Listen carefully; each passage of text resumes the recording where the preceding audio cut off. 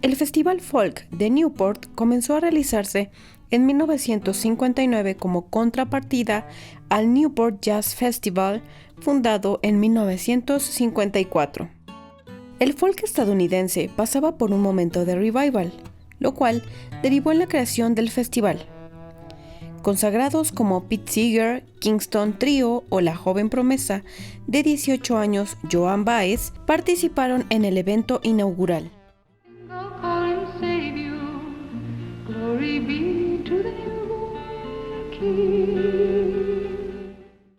Durante las ediciones siguientes y fiel a sus raíces, el movimiento por los derechos civiles fue acogido por el ámbito del nuevo folk. La canción social se hizo más que nunca presente, cerrando en 1962 con el himno We Shall Overcome, a modo de protesta en el contexto de violencia y racismo que vivía el país.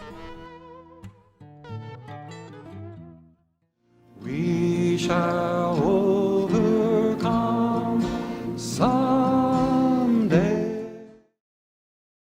El cartel de 1963 incluyó al veterano John Hurt, un músico autodidacta y agricultor que había grabado una serie de canciones en 1928, renunciando a la música hasta que sus grabaciones fueron rescatadas y así logró alcanzar la fama y el reconocimiento a partir del festival.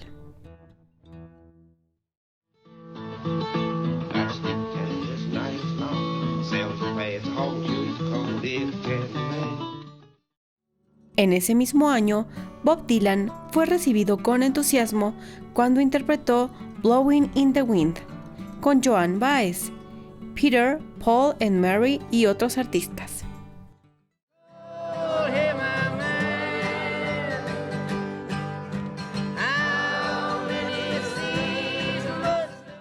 En el Newport Folk Festival de 1964, Dylan realizó With God on Our Side y Mr. Tambourine Man. Esta vez las críticas fueron dispares. Las negativas estaban relacionadas al comportamiento de Dylan y su naturaleza desdeñosa. La edición del festival de 1965 sería, además de histórica, un punto de inflexión en la música folk, y Bob Dylan sería el protagonista. Dylan era el principal compositor del renacimiento de la música folk estadounidense. La respuesta a sus álbumes The Freewheeling Bob Dylan y The Times They Are Changing llevaron a los medios de comunicación a etiquetarlo como el portavoz de una generación. En marzo de 1965, Dylan lanzó su quinto álbum, Bringing It All Back Home. El lado 1 presenta a Dylan siendo respaldado por una banda eléctrica, mientras que el lado 2 lo presenta acompañado de una guitarra acústica. El 20 de julio del 65 lanzó su single Like a Rolling Stone, con un sonido de rock, el cual era un adelanto de Highway 61 Revised, su nuevo álbum. Aquel Dylan no era el mismo de 1962. Ahora se presentaba más existencial y escéptico. Estaba interesado en cantar desde lo individual y personal, cosa que irritaba a los tradicionalistas del folk. Desconfiaba de la protesta y su crítica fue en todas direcciones. Con su personalidad esquiva, se rehusaba a ser portavoz generacional. Para la nueva edición de Newport, Dylan habría tomado la decisión espontánea de que desafiaría el festival actuando con una banda totalmente amplificada, acercándose en mayor medida a lo realizado en el disco.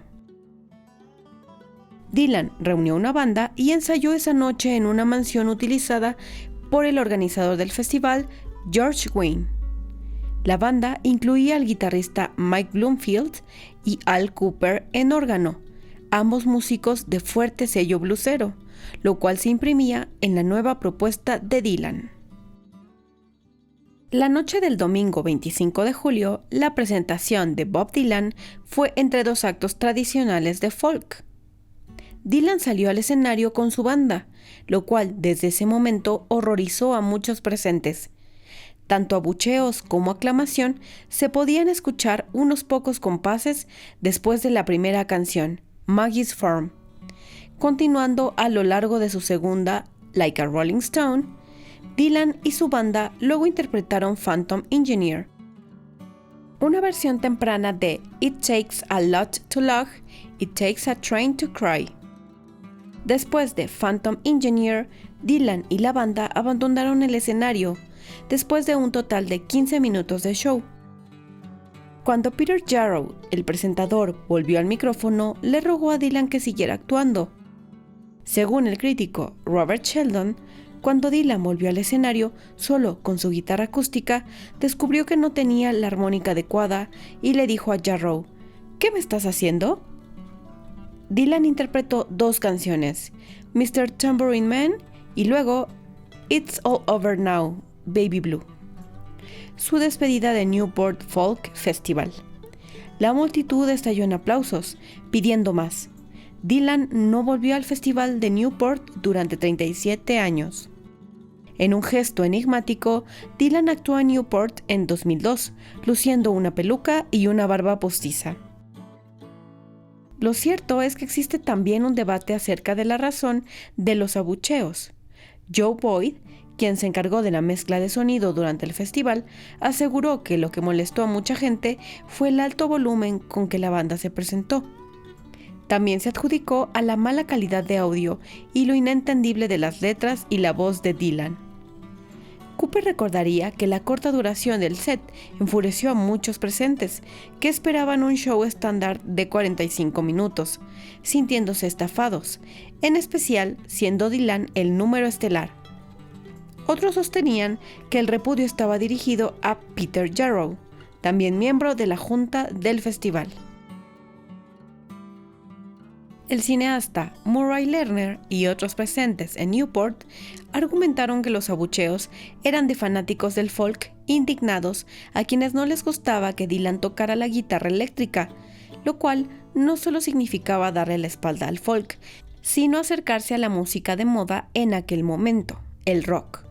Y esto era visto como acercarse a lo comercial y haber vendido su alma al diablo. El histórico cantautor Pete Seeger, figura representativa de la vieja guardia del folk y quien había apoyado a Dylan desde sus inicios, se encontraba escandalizado. Estaba cerca del escenario y afirmó que si tuviera un hacha, cortaría el cable del micrófono. Sin embargo, Seeger también ha dicho que solo quería cortar los cables porque su deseo era que el público escuchara bien las letras de Dylan, porque le parecían importantes. Posteriormente, Dylan afirmó que la respuesta poco entusiasta de Seeger a su set fue como una daga en su corazón. Las respuestas polarizadas de los fans de Dylan se vieron exacerbadas por la estructura de sus conciertos a finales de 1965 y 1966. La primera mitad folk, con solo Dylan acompañándose de guitarra acústica y armónica, y la segunda mitad de tipo rock. The Hawks era el grupo que acompañó a Dylan durante la famosa gira, quienes poco después cambiarían su nombre a The Band, comenzando una prestigiosa y exitosa carrera por su cuenta. La gira lo llevó hasta Europa, donde también estaba en el centro de la tormenta, principalmente por esta razón. Dylan estaba cansado de lidiar con la situación de hostilidad y estar a la defensiva todo el tiempo, lo que lo llevó a plantearse la idea de retirarse de los escenarios. Para su llegada a Inglaterra, se respiraba tensión. En el concierto de Manchester en mayo de 1966, Dylan ejecutó 7 canciones acústicas, entre ellas 3 inéditas del disco que estaba por publicarse, Blonde and Blonde. Muttering small talk at the wall while I'm in the hall. La audiencia recibió el material con calidez, pero fue durante la sesión eléctrica donde, como había sido el caso durante casi un año, el ambiente se transformó.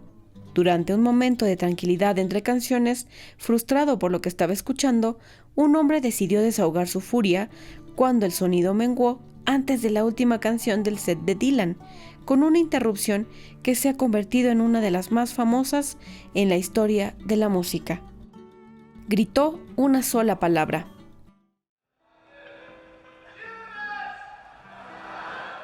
El grito, tal como se ve claramente en la filmación, afecta a un Dylan que no sabe cómo reaccionar.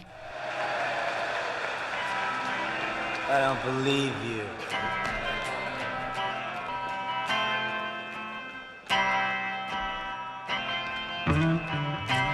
You're a liar. Antes de decirle a su banda que tocaran más fuerte, comenzando Like a Rolling Stone. Once upon a time you best fine. Do the bums of dime in your prime. Este incidente fue grabado y el concierto completo finalmente se lanzó en 1998 como Live 1966, The Royal Albert Hall Concert. Con el tiempo, varios se adjudicaron aquel grito, incluso fueron entrevistados y cada uno dio sus razones del enojo con el cantautor. A su regreso a Estados Unidos, ese mismo año, Dylan tiene un accidente en moto en una carretera de Woodstock, New York. O al menos eso es lo que se cree. El evento ha sido fuente de conspiraciones y está envuelto en un misterio, ya que no existen partes médicos o testigos. Existe la hipótesis de que el accidente fuese una pantalla de humo para permitir a Dylan desaparecer del ojo público durante un periodo indefinido. La importancia de Bob Dylan en la cultura popular durante la primera mitad de la década de los 60 es incalculable. Personificó al primer cantante social convertido en estrella pop y también a la estrella pop que, al sentir la vorágine del éxito, pretende huir del canibalismo que lo rodea, poniendo en la mesa una serie de contradicciones que se vivirían innumerables veces en la historia del rock. Ejemplificó la evolución y libertad de un artista y la confrontación con sus seguidores, prensa e incluso su propio pasado.